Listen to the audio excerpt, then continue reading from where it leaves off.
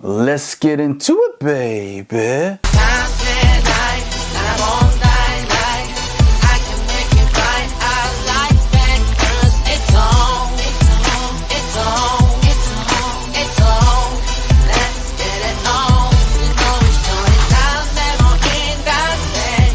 This is Travel Bang back again.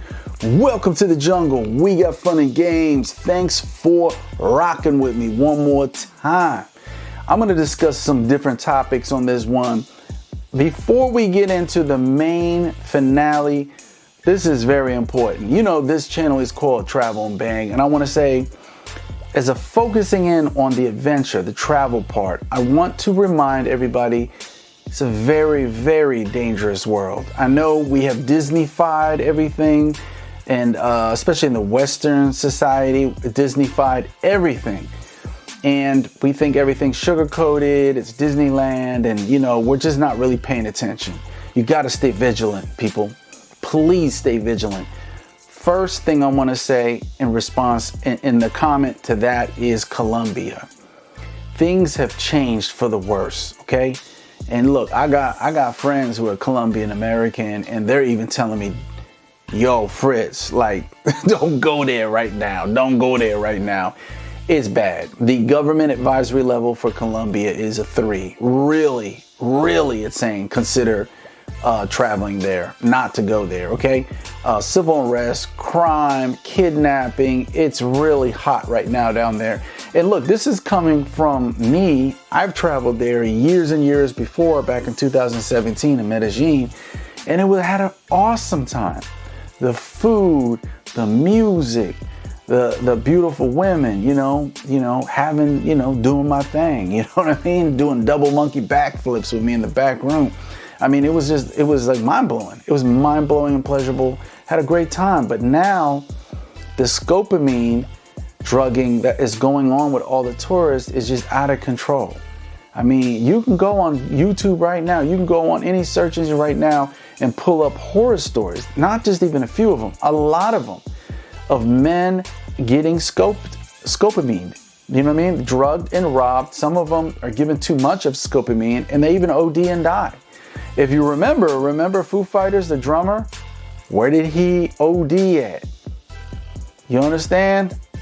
I'm telling you right now, honest, my professional opinion would be don't, unless you belong to the culture, you are Colombian, or you're just very, you got the know-how and the hookup, and you just know it like the back of your hand. I would not go there right now. Even Dominican Republic isn't a number 3 on the government advisory list. Even Thailand isn't. Even Philippines isn't. And these areas have their pockets of crime and civil unrest. You know what I mean? So once you enter a 3, advisory level 3, I personally wouldn't go. Let's talk about another area that's blowing up right now. Ladies, if you're listening, you heard about that story about the two chicks from Kentucky. They went to the Nassau. They went to the Nassau, Bahamas to have a fun time. They were on a cruise ship. They came off and they were on the beach and they were looking for seashells. And I think they ordered, pineapple and a coconut type of rum drink. Well, guess what? There was no alcohol in these drinks. There was, you guessed it, scopamine in the drink. They were drugged. They were drugged by the tourist resort staff workers. These gentlemen had drugged them, and then they assaulted them, okay? And this is a horror story. I mean, it's so bad that the woman said she woke up.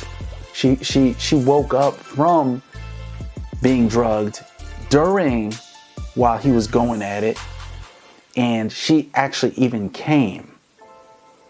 And that just shows you how cringe this whole thing is. Because, it's a human response to that, that function. And just imagine that you're being violated. You're being violated in the worst way ever. And at the same time, the body reacts like that. You know what I mean? She basically, horrible. This is horrible. And to make it worse, the Bohemian police were basically no help. It was almost like they were in on it too. It was almost like they didn't care. They were in on it too.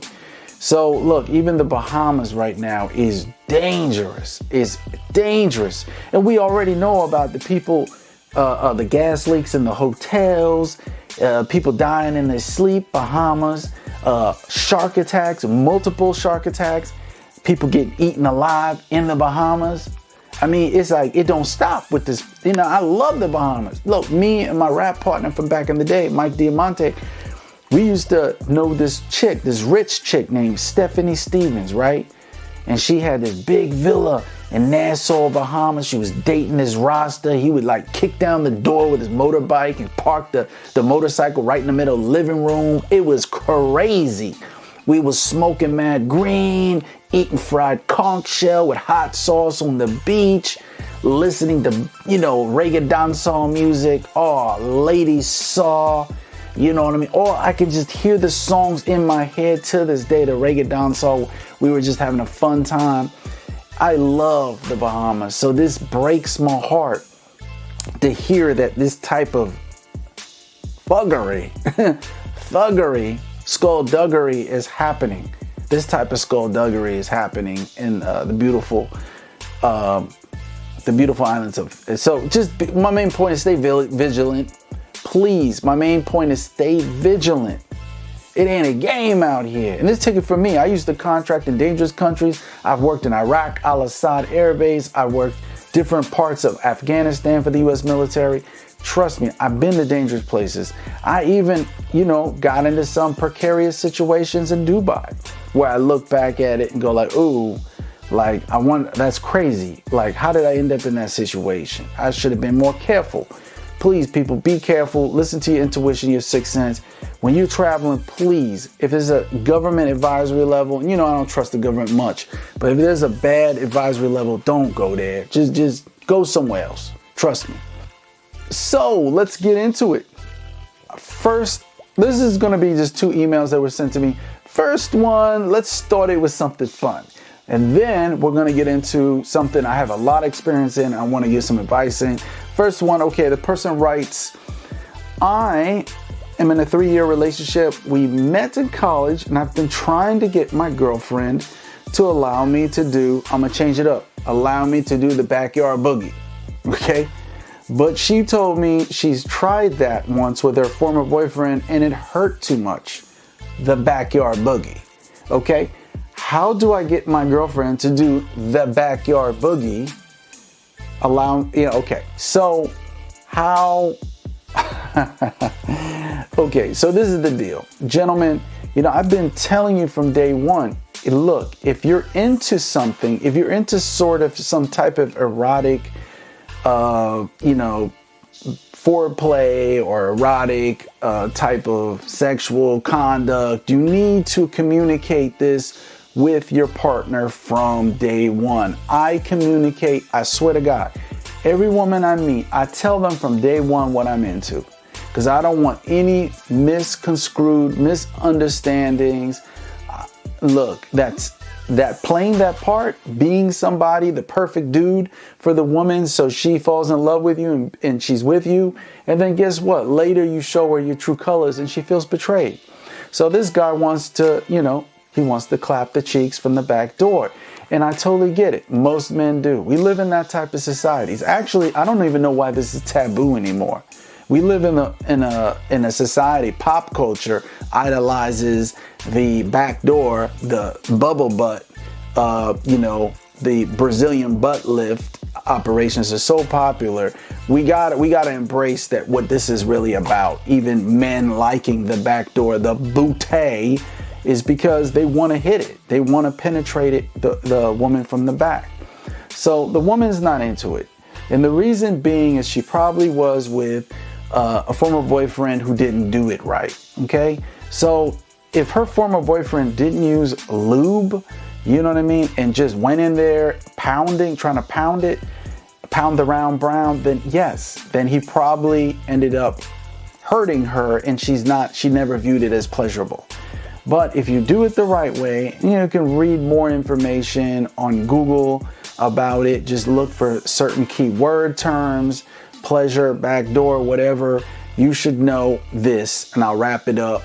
use lubrication, go very slow. And while you're doing that, the woman should be rubbing her genie's lamp, if you know what I mean, at the same time. You understand? So at the same time, she's giving pleasure to herself while you're entering very slowly in and out through the back door. This is how you do it. But I'm going to tell you right now, a lot of women who have apprehension about it because they had a bad experience about it in the past, she may not want to do that at all. Okay? And if she does, you just got to respect it. And if it's that big of a deal, yeah, you might want to end the relationship and find a woman who is into what you're into. Okay? It just depends how important is it to you to do that type of intimacy form of activity. Okay? So let's go to the next one. It says, my name is Sven and I'm 28 years old. I'm a mechanical engineer and I'm writing from Denmark. I have been in contact with a woman since 2018. She's a very attractive Kiwi woman who lives in New Zealand. We have the most amazing conversations about politics, arts, and science on video calls, and I find her very attractive. She told me I should come visit New Zealand and that she would love to spend some time with me and show me around. I'm very, very attracted to her. Yep, he said that many times, and he says, I'm very seriously thinking about visiting her, so I've been pricing Airbnb apartments over there.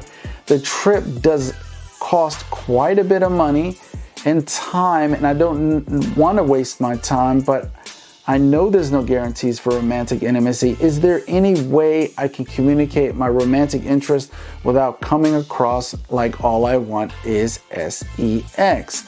I'm seeking your professional guidance. Okay, check this out. So let's rewind. He's been basically doing video calls with her ever since 2018. What? 2018, we're in 2024. Lord of mercy. Look, a lot of times, I'm going to be honest with you, if you haven't within 2 years went and visited a woman that you're pen paling with, a lot of times it's a lost cause. I'm going to be honest with you. You know what I mean? Because what ends up happening is when the woman talks to you in the beginning that you're pen paling with, she's hot to trot. You know what I mean? She's actually very, very attracted to you, most likely. And her hormones are like a pumping. You know what I'm saying? And when you wait for such a long duration to finally visit a woman that you're pen paling with, a lot of that ooh and ah is gone. Okay? But I think for this gentleman from Denmark, that maybe she still has some interest. But my concern is, I don't know if he established that he views her in a sexual way, okay, in a romantic, intimate way. I don't think she might view him as such. And see, this is, gentlemen, this is why it's so important that you establish a man-to-woman relationship, when you're socializing with women, okay? Because otherwise what ends up happening is what always happens. You get friend zoned. You become her male girlfriend. And then she doesn't even view you in that context where she wants to sleep with you.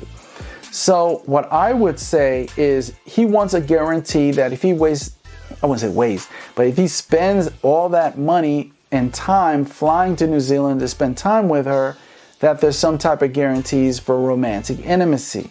Simple, simple, simple, simple. You listening? Gentlemen, make notes, okay? Mental notes. If you want some type of guarantee that there's going to be romantic intimacy, double monkey backflips, okay? Humpty hump, whatever you want to call it. You have to get her to do something on video with you, okay? You have to create a situation on video call where she's playing with herself and you're playing with yourself, and you're both, exchanging, if you will, digital O's together. You understand? if this woman is not going to do anything for you on video, you know what I mean? In an erotic, orgasmic sense, then she is not going to do anything probably with you when you meet her. It's not going to magically just happen. So I would really get her to do that on video camera with you. And if she doesn't want to and she goes like, oh my God, what kind of girl do you think I am? If she starts saying that, she would have done it on video cam with somebody who she's really hot to trot for. But if she says that to you, it just means she's not feeling you in that way. So then you know not to waste your money with these crazy expensive plane trip you're going to pay from Denmark to New Zealand and back. And then Airbnb, cha-ching, cha-ching, you're going to pay. You at least want to stay a week, right? Spending that type of money fly to New Zealand. So Airbnb for a week, you know what I mean? Food, transportation, you know what I'm saying? You might want to rent a car. It's getting costly. You know what I mean? Here's something from my own experience. I was in that situation and unfortunately it didn't work out so well. I met a very, very, very extraordinarily beautiful, just exotic looking Australian chick back in 2016, and we stayed in contact for years. And all of a sudden, when it came to that high point, years and years later, it was actually after the corona, just to show how long it went, I was just like, hey, you know what I mean? I should come out to Australia, you know, and we can meet and hang out and do things, wink, wink. And then all of a sudden, you know what happened? She started back paddling. You know what I mean? There was no mention of it anymore. It was just like, and then the phone calls just disappeared. They just weren't there like they used to. So I realized like, oh, you know, I literally got, you know, after all that time, I was really just a phone buddy, a phone friend. And I made that mistake. And I want to share that with other gentlemen that, first of all, try to go visit the woman as soon as you can. Don't let 2 years, more than 2 years pass without visiting the woman that you're hot to trot for through long distance, pen paling, video calling. Don't do that more than 2 years. If you do it, usually it's dead. And if she is still interested, a lot of times she had already friend zoned you, just use as a phone buddy, someone to, you know, talk to through video call. See, and that's very, very important. It's very, very important. You go see her as soon as possible. And at the same time, establish that you're a sexual man. You are a sexual man. You know what I mean? A lot of men don't do that. They just intellectualize. They talk intellectual things, arts, science, politics. The woman just doesn't then see you as a sexual man. She doesn't have fantasies of rolling in the bedroom, in the bed with you, doing the naked tango. She doesn't, because all you've been projecting is intellectual, conscious thoughts, you know what I mean?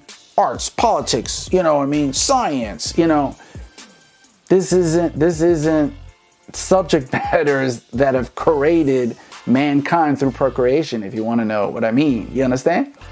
So you definitely want to banter. You definitely want to flirt. You definitely want to bring up sexual innuendos while talking with women who you're conducting long distance social intimate talks with. You understand? So the woman knows, oh, he's a man.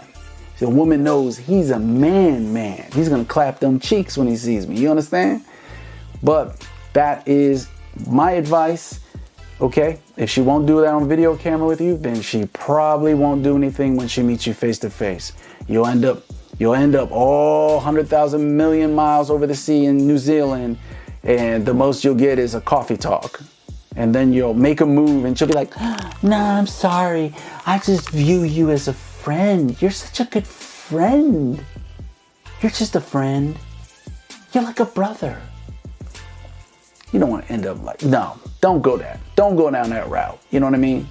2024, do an audit. At the same time, it's time to cut women out of your life that ain't about that bedroom cheeks clapping. Time to cut them off, baby.